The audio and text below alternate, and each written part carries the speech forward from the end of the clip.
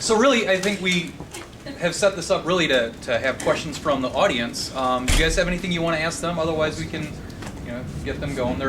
We usually choose people who aren't difficult to get talking or give opinions. But what is? If you could share one great lesson that you do now that you never did without a Chromebook.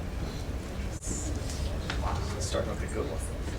Actually, I have a couple lessons that I really like to use. One thing that I've used a lot in the classroom recently is VoiceThread, which is I can't really describe it, but you can submit pictures, videos, text to an online website, and what it allows the children, the kids to do is they can look at the picture. I use propaganda in my classes, so we look at like anti-Nazi propaganda, pro-Nazi propaganda, and they can view the propaganda, and the nice thing is they will comment themselves using the Chromebooks to video record themselves, and they'll comment on the piece of propaganda and they can make observations on it. And basically, a lot of times they're teaching themselves instead of having us to go over content and whatnot, because they're answering each other's questions and things like that. So I use VoiceThread a lot in my classroom right now. In my Woods class, it's hard sometimes to find appropriate uses for technology and ways to integrate it. But one thing that I found it very useful for, in the middle of the year, I want to give the kids a big review on safety. So I give each group a flip camera, and they get to choose a machine as a group, and it's their responsibility to go over all the safety uses of that machine and what's important for them to know, things that they may need to know for a test.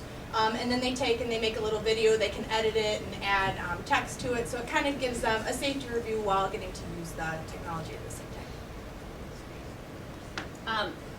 I'm a math teacher, and we use GeoGebra a little bit in algebra. So we didn't have that before, obviously, without the Chromebooks, but I had a lesson where we were investigating parabolas and, seeing how if you change the A value or the C value, I don't know if any of you are math teachers, but if you change the A value or the C value in a parabola, how that affects the graph from the parent function. And being able to put that on each of their computers I used OpenClass for it, and have a Google form where they filled in what they thought and investigate how it changes.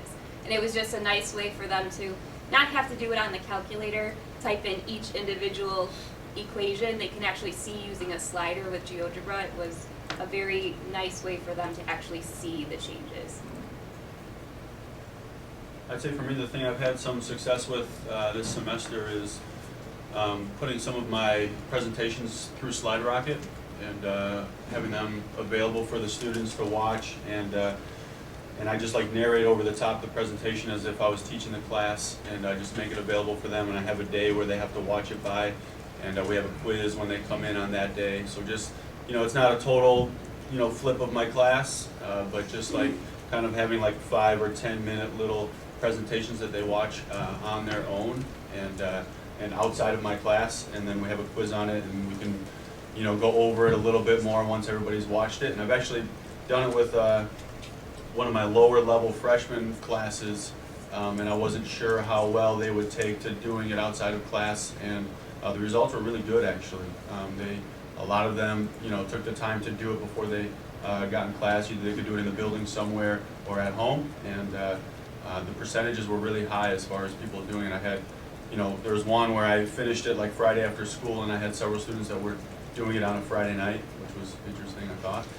And so it was pretty cool. I send an email out, and they can go on a link, and SlideRocket lets you see like how long they viewed the presentation and who viewed it if you make them log in, and how long they've spent on each slide actually. So it's pretty good feedback as far as when they're accessing it and who's doing it and who's not. So